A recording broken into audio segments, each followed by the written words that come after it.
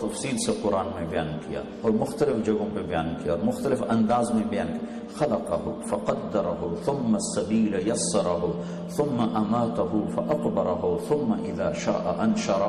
یہ ایک انداز ہے. دوسرا انداز ہے الذی خلق فسوى والذی قدر فہدى والذی اخرج المرعى فجعلہ غثاء احوى.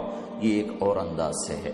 وَلَقَدْ خَلَقْنَا الْإِنسَانَ مِنْ سُلَالَةٍ مِنْ طِينٍ ثُمَّ جَعَلْنَاهُ نُطْفَةً فِي قَرَارٍ مَكِينٍ ثُمَّ خَلَقْنَا النُّطْفَةَ عَلَقَةً فَخَلَقْنَا الْعَلَقَةَ مُضْغَةً فَخَلَقْنَا الْمُضْغَةَ عِظَامًا فَكَسَوْنَا الْعِظَامَ لَحْمًا ثُمَّ أَنشَأْنَاهُ خَلْقًا آخَرَ فَتَبَارَكَ اللَّهُ أَحْسَنُ الْخَالِقِينَ.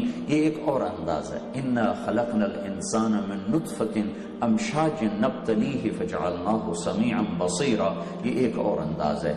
تو اللہ نے میری تخلیق کو جسم کیسے بنا بڑی تفصیل سے بیان کیا، لیکن روح کیسے بنائی اس کو کوئی بیان نہیں کیا. اور روح کے بارے میں سناٹا، خاموش. ونفخ فیہ من روحہ. ہاں یہ کہہ دیا تم مٹی سے بنے تھے، جب تم 4 مہینے کے ہوئے تھے تو میرا امر تیرے اندر داخل ہوا. آج تک ڈاکٹر نہیں سمجھ پائے کہ یہ کیوں حرکت کرنے لگ جاتا ہے. زندگی کس چیز کا نام ہے میڈیکل سائنس نہیں جانتی، اور موت کس چیز، میں میڈیکل بھی پڑھا ہوں، موت کس چیز کا نام ہے میڈیکل نہیں جانتی. 200 جواب میڈیکل سائنس میں لکھے ہوئے. موت کسے کہتے ہیں؟ یہ ہے، شاید یہ ہے، شاید یہ ہے، شاید یہ ہے، اور وہ 200 بنتے ہیں اور اس میں سے ایک بھی ٹھیک نہیں، ایک بھی ٹھیک نہیں. جب وہ زندگی نہیں جانتے تو موت کیسے جانیں گے؟ جب وہ ابتدا کو نہیں جانتے تو انتہا کو کیسے جانیں گے؟ وہ تو بیچ میں تھوڑی سی شکل دیکھ رہے ہیں. یہ تو ہمیں اللہ نے بتلا دیا تو میں بتا رہا ہوں اور آپ سن رہے ہیں اور آپ سارے لا رہے ہیں. ہاں ٹھیک کہہ رہے ہو، ٹھیک کہہ رہے ہو. روح کیا ہے؟ خاموشی ہے. لیکن اللہ کا امر ہے، اندر ڈالا اور حرکت شروع ہو گئی. علمتک الجلوس فی بطن امک. میں تمہیں ماں کے پیٹ میں بیٹھنا سکھاتا ہوں، کھیلنا سکھاتا ہوں اور پوری دنیا تیرے لیے آباد کر دیتا ہوں. لم ازل ادبر فیک تدبیرا. مسلسل میری تدبیر تیرے ماں کے پیٹ میں تیرے اندر چلتی رہتی ہے. حتی انفذت ارادتی فیک. اور میرے ارادے تیرے اندر مکمل ہو جاتے ہیں کہ ہاں اسے باہر زندہ لانا ہے، مردہ نہیں لانا، لوتھڑا نہیں لانا، زندہ باہر لانا ہے. تو پھر ثم السبیل یسرا. پھر میں راستہ کھولتا ہوں. پھر ایک فرشتہ آتا ہے جو پر بچھا کر تمہیں باہر لاتا ہے. لا لک سن تقطع ولا لک ید تبطش ولا لک رجل تمشی. تیرے ہاتھ میں طاقت نہیں تو پکڑ سکے، تیرے منہ میں دانت نہیں تو کاٹ سکے، تیرے پاؤں میں طاقت نہیں تو چل سکے. تو ایسا بے بس ہوتا ہے جب تو اتنا بے بس ہوتا ہے کہ تیرا پیشاب، تیرا پخانہ تیرے اوپر ہی ہوتا ہے. تو میں کیا کرتا ہوں؟ ادرت لک عرقین رقیقین ینبعان لک لبنا خالصا دافعا فی الشتاء وباردا فی الصیف. تو میں تیری ماں کی چھاتی جو سب سے تیرے قریب وسیلہ اور ذریعہ ہے، میں وہاں دودھ کے 2 چشمے تیرے لیے جاری کرتا ہوں جو گرمیوں میں ٹھنڈا اور سردیوں میں گرم دودھ تجھے مہیا کرتے ہیں. فہل یقدر علی ذلک احد غیری. کوئی اور بھی ہے یہ سارا کچھ کر کے دکھائے؟ کوئی اور ہے تیرے رب کے سوا؟ کوئی اور ہے؟ ہاں صرف اللہ ہمارا معبود ہی نہیں ہے، ہمارا محبوب بھی ہے، میرا بنانے والا ہے. ہم اللہ کو فلسفی انداز میں مانتے ہیں، عاشقانہ انداز میں نہیں مانتے. کیا ہم نے قرآن ایسا پڑھا ہی نہیں کہ جس سے رگ عشق بیدار؟ قرآن فقہی انداز میں پڑھا، مسئلے مسائل کے انداز میں پڑھا. یہ کلام عشق ہے، ایسے تو پڑھا ہی نہیں. کلام عشق کے طور پر پڑھتے تو رگ رگ پھڑک اٹھتی، دل کے تاروں پہ ایک ہی نغمہ بجتا ہے اور وہ قرآن ہے. اس کے علاوہ کوئی اور نغمہ چھڑتا ہی نہیں ہے. تار ہی ٹوٹ جاتے ہیں. کوئی اور راگ چھیڑو گے دل کے تاروں پر تو وہ تار ہی ٹوٹ جائیں گے. دل کے تاروں پہ صرف قرآن کے نغمے، قرآن کے نغمے ہیں جو چھڑتے بھی ہیں، جو مچلتے بھی ہیں، جو سارے وجود کو عشق میں ڈبو دیتے ہیں.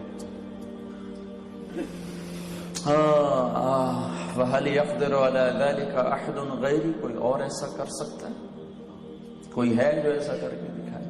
پھر وجعلت لك حنانا في صدر، پہلے میں قرآن پڑھ رہا تھا، اب یہ قرآن نہیں ہے، اب یہ حدیث بتا رہا، وجعلت لك حنانا في صدر ابويك، میں تیرے دو ہستیاں تیرے لیے بے قرار کرتا ہوں، تیرے ماں باپ کو تیرے لیے پریشان کرتا ہوں، لا یاکلان حتی تشبع ولا ینامان حتی ترقد، تو کھائے نہیں وہ کھا نہیں سکتا، تو سوئے نہیں وہ سو نہیں سکتا، کسی کا بچہ روئے تو سر میں درد ہوتا ہے، اپنا بچہ روئے تو سینے میں درد اٹھتا ہے، یہ فرق کیسے ہے؟ یہ اوپر سے ہے کہ اللہ دلوں میں محبت ڈال دیتا ہے، یہ ذاتی نہیں ہوتی، اللہ ڈالتا ہے۔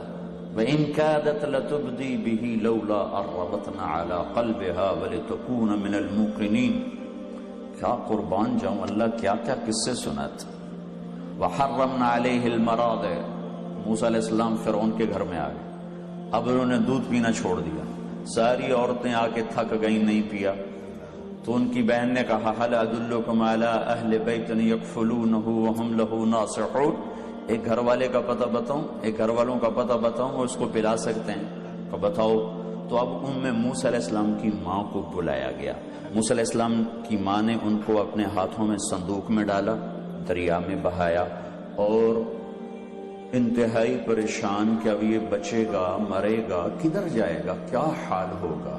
تو ان ساری کیفیتوں کے بعد ماں نے بچے کو دیکھا، تو آپ کا کیا خیال ہے، ماں کے چہرے پر تاثر نہیں آئے؟ وہ اپنے ماں ہونا چھپا سکتی؟ کتنے کو بناوٹ کر لے گی، کتنے کو اداکاری کر لے گی۔ باد ان ہوا کا صبرت ام لم تصبرا وبکاک ان لم یجر دمعک او جرا کم غر صبرک وابتسامک صاحبا لما رآ فی الحشا ما لا یرا امر الفؤاد لسانہ وجفونہ فکتبنہ وکفا بجسمک مخبرا۔ وہ کہتا ہے اگر تو اپنے جذبے چھپا بھی لے تو تیرے دل کے آنے والا تاثر کیسے چھپے گا، اگر تو اسے بھی چھپا لے تو تیرے آنسوؤں کا کیا علاج ہے، اور اگر تو آنسو بھی چھپا لے تو تیرے وجود کا گھل جانا، ہڈیاں ہڈیاں بن جانا، اس کا کیا علاج ہے؟ تو عشق چھپا نہیں سکتا، ماں اپنی ممتا چھپا سکتی۔ تو اللہ تعالیٰ کہتا ہے وَإِن كَادَتْ لَتُبْدِي بِهِ، جب موسیٰ علیہ السلام کی ماں نے دیکھا موسیٰ کو تو ایک دم ماں ہونا کھل کے آنے لگا تھا، لولا اربتنا علی قلبها، میں نے ایک دم موسیٰ کی محبت اس کے دل سے کھینچ کے نکال دی اور اسے اجنبی عورت بنا دیا۔ یوں دیکھ رہے ماں ایسے دیکھتی ہے۔ تو ماں باپ سمجھتے ہیں شاید ہم اپنی طاقت سے اولاد سے محبت کرتے ہیں، اللہ ہے، اللہ ہے۔ سانپ کی مادہ بھی ماں ہے، انڈے دیتی ہے، بچے بناتی ہے، اور پھر اپنے بچوں کو خود کھانا شروع کر دی جب اسے بھوک لگتی ہے۔ یہ ایک عجب مادہ ہے جو اپنے بچے خود کھا جاتی ہے اگر بھوک لگے۔ تو سانپ کا بچہ پیدا ہوتا ہی بھاگنے کی کوشش کرتا ہے، اور یہ صفت اگر اللہ نے مادہ سانپ میں نہ رکھی ہوتی تو تمہارے سڑکوں پہ بھی سانپ پھر رہے ہوتے، وہ جب اسے بھوک لگتی تو اب نہیں کھا جاتی۔ تو ماں ہونے سے محبت نہیں آتی، اللہ محبت ڈالتا ہے۔ لولا اربتنا علی قلبها، کہ میں نے اس کے دل کو باندھ دیا اور اسے پتھر بنا دیا، اور وہ پتھرائی نظروں سے موسیٰ کو دیکھ رہی، اور فرعون دیکھ رہا تھا، چونکہ فرعون کو شک پڑ چکا تھا، تو ہر آنے والی کے چہرہ وہ پڑھ رہا تھا کہ جو ماں ہوگی وہ پتہ چل جائے گا۔ تو ماں کا پتہ چلنے کو تھا کہ اللہ نے کھینچ کے رکھ دیا، محبت نکال کے وہ کھینچ دی۔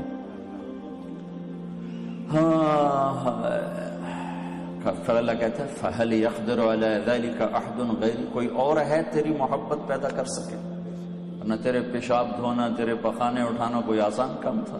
کیوں اٹھائے، کیوں دھوئے پیشاب، کیوں لے کر پھرے ڈاکٹروں کی طرف، کیوں بھاگے پھرے، کیوں منتیں مانگی، کیوں مرادیں مانگی، کیوں دعائیں مانگی، کیوں بیت اللہ کے پردے پکڑے؟ کہ اللہ نے کہا میں کرتا ہوں، میرے سوا کوئی کر نہیں سکتا۔ تو اس اللہ کا یہ پیغام ہے کہ جب میں نے یہ سب کچھ کیا ہے تو تو بھی تو کچھ کر۔